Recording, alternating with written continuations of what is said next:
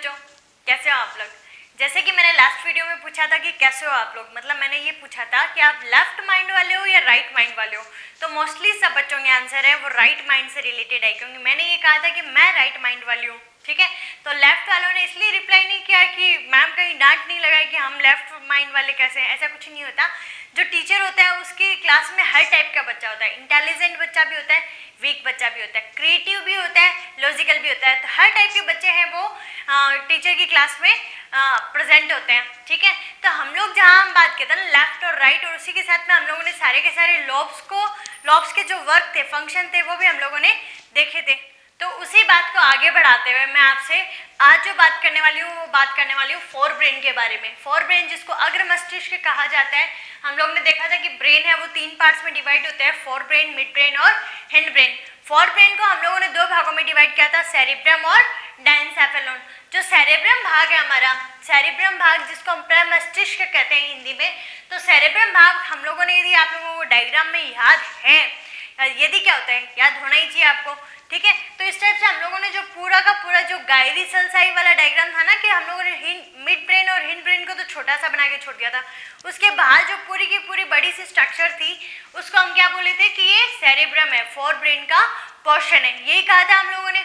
तो जो गायरी और सेल साइज जिसमें हम लोगों ने सबसे ज्यादा डिजाइन करने में जोर आया था ना जिस डायग्राम में, ठीक है, जिससे डायग्राम सबसे ज्यादा अट्रैक्टिव लगता है, तो वो वाला पार्ट है वो हमारे क्या होता है, सेरिब्रम होता है। इसको मैंने लिखा है लार्जेस्ट, तो हम लोगों को सबसे ज्यादा जगह पे वही चीज बनानी पड़ेगी थी, इसलिए क्या है सबसे लार्जेस्ट ऑर्गन है। लार्जेस्ट के साथ में मैंने लिखा है वेल डेवलप्ड, सबसे ज्यादा सुविकसित होता है, क्योंकि इसमें जो हम चारों जो लोब पढ़ेंगे ना, वो चारों के चारों लोब किस में आते हैं, यही हमारे सेरिब्रम में। उसके साथ में जो लेफ्ट और राइट वाला हम लोगों ने काम पढ़े कि लेफ्ट क्या करता है, राइट क्या काम करता है, तो वो सारे के सारे भी हमें कहाँ पढ़ना है, सेरिब्रम में ही पढ़ना है। तो ये वेल डेवलप्ड हो गया और सबसे लार्जेस्ट ऑर्गन हो गया।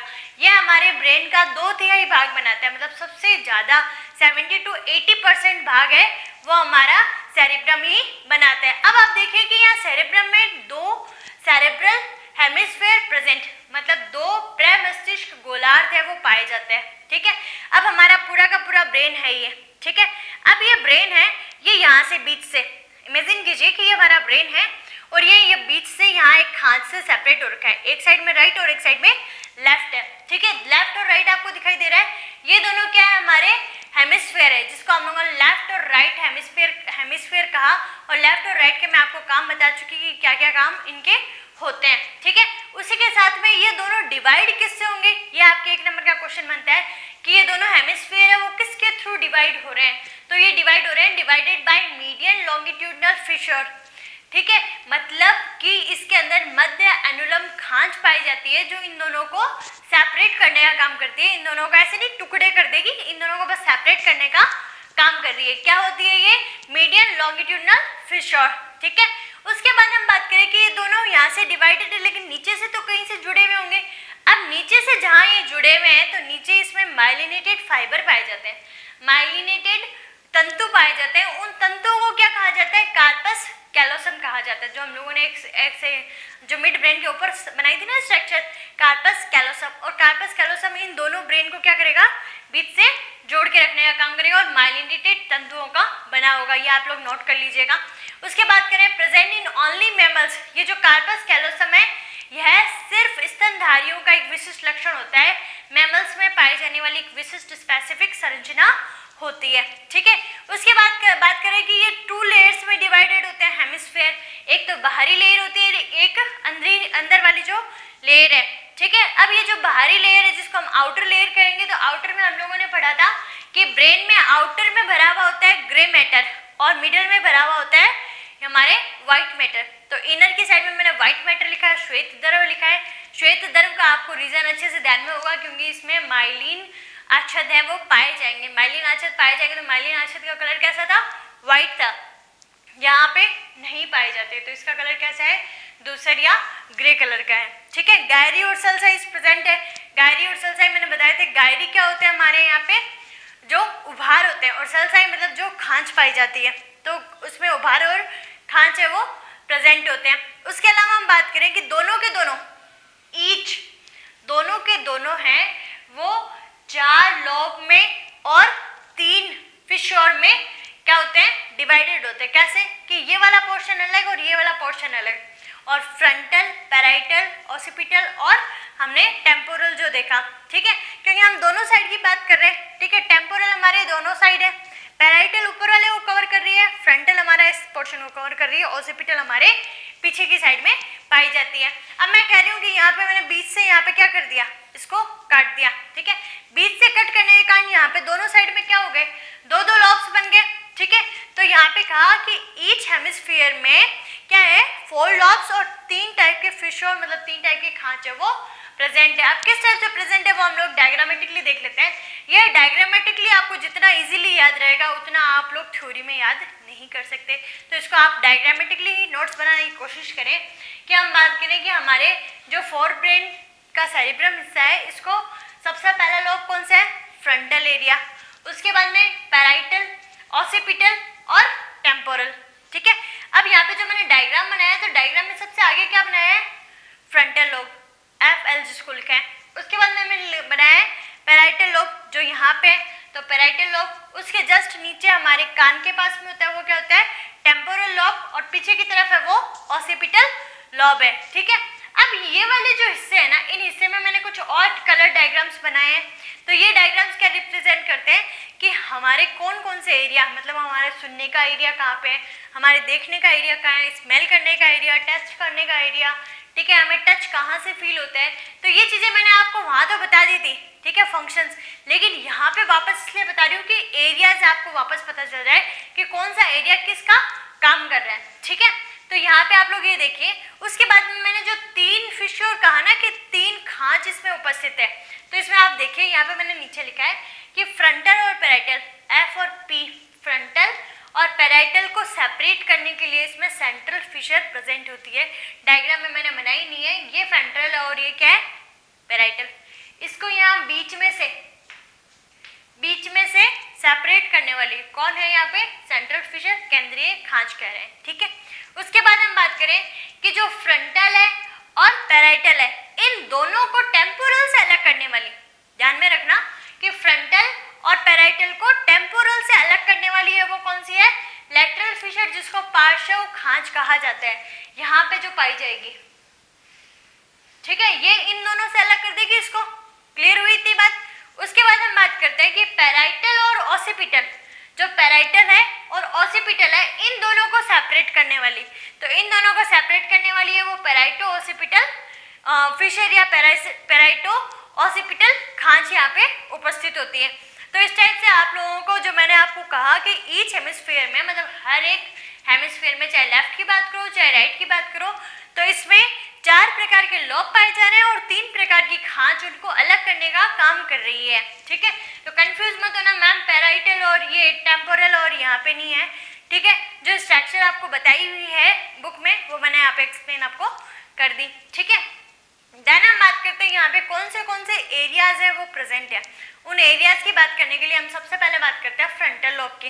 फ्रंटल लोब जो हमारे आगे की तरफ है, जिसमें मैंने आपसे कहा था कि जो इंटेलिजेंसी वाला सारा का सारा, इंटेलिजेंसी, मेमोरी वगैरह, ये सारी चीजें किस में आ रही थी, फ्रंटल लोब में।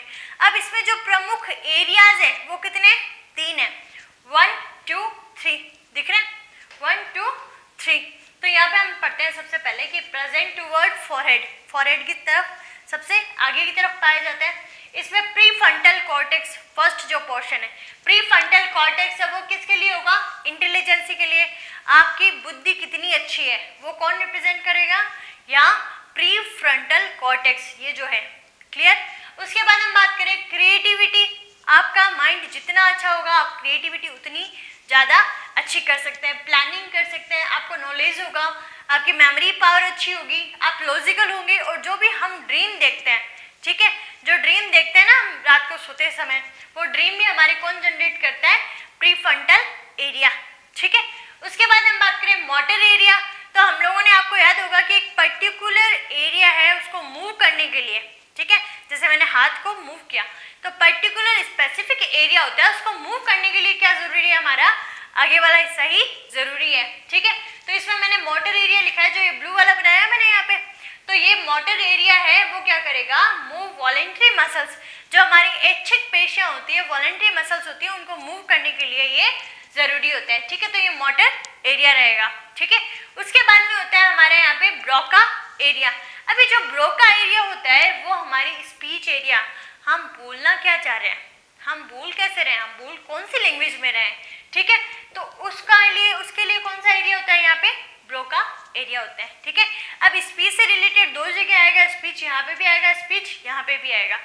यहाँ पे ब्रोका एरिया जो मैं बोल पा रही हूँ, ब्रोका एरिया मतलब कि जो हम लोग लैंग्वेज का ज्ञान रखते हैं, हम जिस लैंग्वेज में बात कर सकते हैं, बोल सकते हैं, तो वो हमारे ब्रोका एरिया होते हैं, ठीक है। अब ब्रोका एरिया मान लो कि बहुत ही ज़्यादा कोई तेलुगु या उस साइड के तमिलनाडु की साइड की कोई भाषा है वो बोल रहे हैं, वो हमारे एकदम कहाँ से जाती है, ऊपर से जाती है, ठीक है। बिल्कुल भी दिमाग को नहीं टच करेगी कि पता नहीं यार ये क्या बोले, ठीक है। साउथ की जो लैंग्वेज होती है वो हमारे इस एरिया में बिल्कुल टच नहीं करती। हम लोग को पंजाबी समझ में आ जाएगी, गुजराती आ जाएगी, इंग्लिश आ जाएगी, हरियाणवी आ जाएगी, राजस्थानी आ जाएगी, ठीक है। और जो उधर मराठी की साइड में मराठी गुजराती है, इसमें संस्कृत का टच होता है तो वो भी हमें समझ में आ जाती है। कश्मीर है तो कश्मीर की जो भाषा है वो मारवाड़ी से मिलके बनी हुई है। उधर मतलब कश्मीर की साइड में जाते हैं तो पहाड़ी लोग लैंग्वेज तो वो अलग बोलते हैं, अपनी पहाड़ी लैंग्वेज बोलते हैं, लेकिन वहाँ पे कुछ टच है। मतलब जैसे हम बोलते हैं ना मारवाड़ी में काई करे है, ठीक है। तो पता नहीं काई करे तो हमारा शेखावटी का वर्ड है, तो कहीं पे और कुछ बोला जाता होगा, ठीक है। तो काई करे वर्ड से रिलेटेड वहाँ पे भी ऐसे ही बोला जाता है, काई करे तो मतलब ऐसे सुनते हैं तो लगता है यार अपनी लैंग्वेज बोल रहे हैं, ठीक है। तो जो बोल रहे हैं वो कौन सा है, ब्रोका एरिया। क्लियर हुई इतनी बात। उसके बाद में हम बात करते हैं टेम्पोरल लॉब की। तो टेम्पोरल लॉब में मैंने कितने एरियाज लिखे हैं, 3 एरियाज, 1, 2 और 3, ठीक है।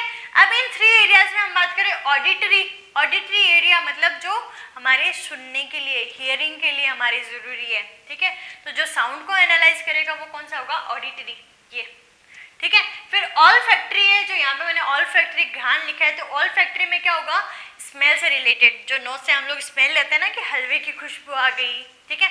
तो किसी भी चीज़ की खुशबू है उसकी जानकारी हमें किससे मिलती है, टेम्पोरल लॉब से मिलती है, ऑल फैक्ट्री एरिया से मिलती है। क्लियर। उसके बाद हम बात करें जो सबसे ज़्यादा इंपॉर्टेंट है और सबसे ज़्यादा और क्वेश्चन इससे पूछे जाते हैं, वो है हमारे वर्निक्स एरिया, वर्निक का क्षेत्र या वर्निक्स एरिया।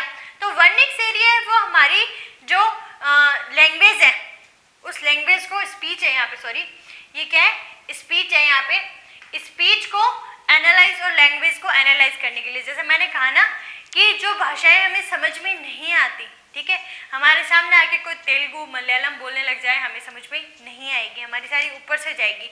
तो जो समझने की पावर होती है ना हमारे अंदर, ठीक है, कि यार ये चीज़ हमने सुनी थी, एनालाइज करने का मतलब उस चीज़ को समझने का। जैसे मैं आपको एक जनरल से लैंग्वेज में, हिंदी लैंग्वेज में मैं आपको पढ़ा रही हूँ, तो हिंदी आपकी सुनी हुई है, हिंदी आपको इजीली समझ में आती है, तो वो क्या है आपका यहाँ पे स्पीच एनालिसिस।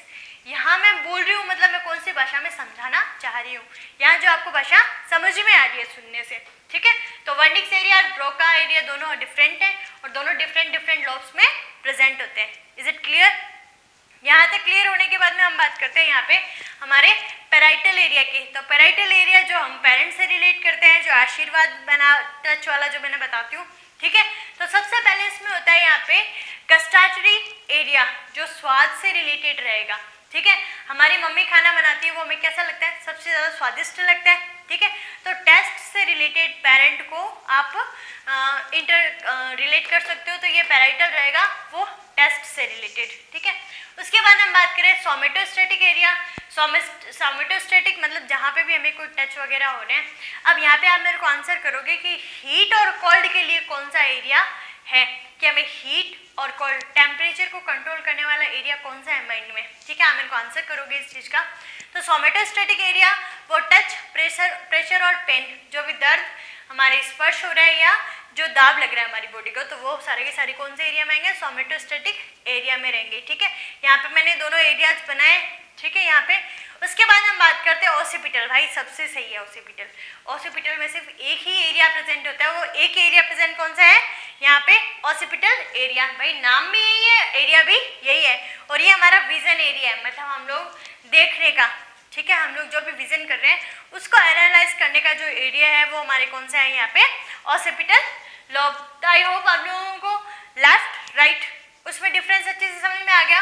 और ये जो चारों के चारों एरियाज है जिनसे एक एक नंबर का क्वेश्चन बहुत बार पूछा जाता है, ठीक है, सीधा कंफ्यूज करने वाला। जैसे मैंने आपसे अभी क्वेश्चन किया कि हीट और कोल्ड मतलब हमारी बॉडी में टेम्परेचर को कंट्रोल करने का काम है वो किसके पास में है, तो यहाँ से इसी टाइप के क्वेश्चंस बनेंगे, ठीक है।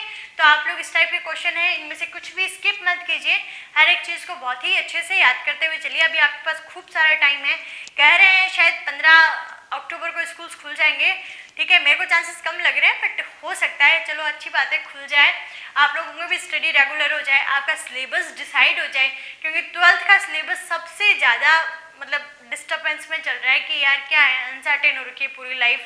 तो अच्छा है तुम लोगों की पढ़ाई है वो अच्छे से स्टार्ट हो जाए। तो खुश रहिए, मुस्कुराते रहिए और घर पे सुरक्षित रहिए। Thank you.